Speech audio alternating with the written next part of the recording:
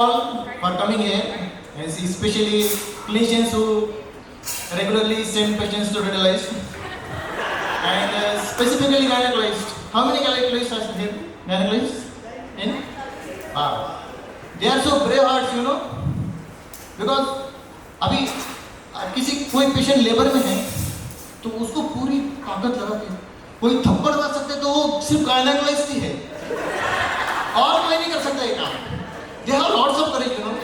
अभी कोई बोलेगा नहीं नहीं ये क्रूएल्टी है, यू नो, ये फ्रस्ट्रेशन में आपके लोग ऐसा करते नहीं, ऐसा नहीं है.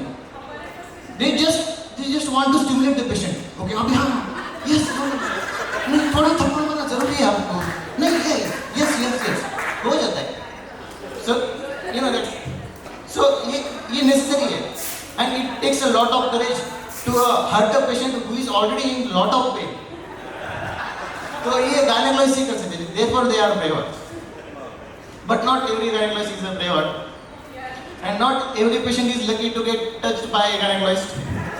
So in fact most of them are very innocent. So I tell you why. So I was posted in medicine department in my internship, and there was one patient received at 3 o'clock, and she was complaining of pain in abdomen and the history of 7 months amenorrhea with distension of abdomen. Now what will you think? What will you think? 7 months? No. You are so judging यार. इतना जज नहीं करना है किसी को. तो gynaecologist ने भी जज नहीं किया. उसने पूछा हिस्ट्री, अगर प्रेग्नेंट हो नहीं, पेशेंट नहीं प्रेग्नेंट, चलो जाओ medicine department.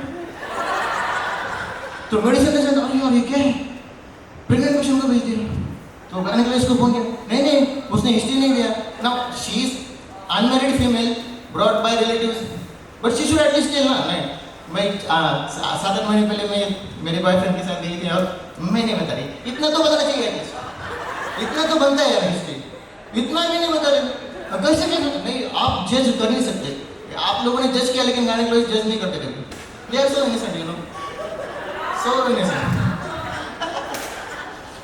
Okay it's okay.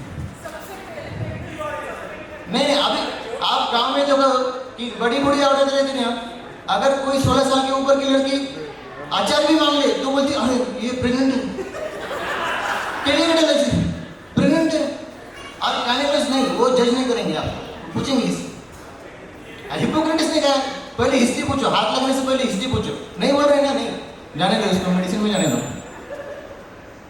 और अभी अगर कोई पेशेंट मतलब सीरियस भी है ना, तो कभी हमारे रेसिडेंट्स कभी भेजते नहीं थे, मतलब साथ में कभी नहीं आते थे पेशेंट के. उनकी नदियाँ बह रही है, पेशेंट ऑक्सीजन पे नहीं, कभी नहीं. उनकी सीनियर ने बोला रहता है उनको पेशेंट के साथ नहीं जाने का, ऐसे ही भेज दो, चिट्ठी लिख के भेज दो. एक पेशेंट को तो इंड्यूस करके भेजा, patient is induced kindly to urgent. USG भी नहीं लिखा. अरे क्या करे अर्जेंट, अभी डिलीवर करें क्या इसको, लाइक दैट. ओके तो ये भी हो गया, चलो ठीक है. लेकिन अभी इसके बाद क्या हुआ, एक बार दो रेसिडेंट्स पेशेंट को अकम्पनी करने के लिए आए, and the patient healthiest ever I have seen in my life. Healthiest patient. मैं बोला आप तो सीरियस पेशेंट के साथ भी नहीं आते, इसके साथ कैसे आ गए? नहीं it is a precious pregnancy. ये प्रेशियस प्रेगनेंसी में वर्ड मैंने उस टाइम पहली बार सुना. ये डीसी तक का भी नहीं है, प्रेशियस प्रेगनेंसी. उसके बाद में पता चला कि एमपी एमएलए का कोई रिलेटिव थी. हाँ तो बोला प्रेशियस प्रेगनेंसी तो ये है. हम लोग क्या कहें, हम तो वी आर मैंगो पीपल. पैदा हो ही नहीं हुई तो भी क्या फर्क पड़ता है, एमपी एमएलए की तो औलाद होनी चाहिए भाई, कहता है लाइक प्रेशियस प्रेगनेंसी. उसके बाद प्रैक्टिस में तो एक गायनेकोलॉजिस्ट ने पेशेंट सेंड किया, तो बोले आपने टीवीएस नहीं किया. मैंने फॉलिकुलर स्टडी मांगी थी.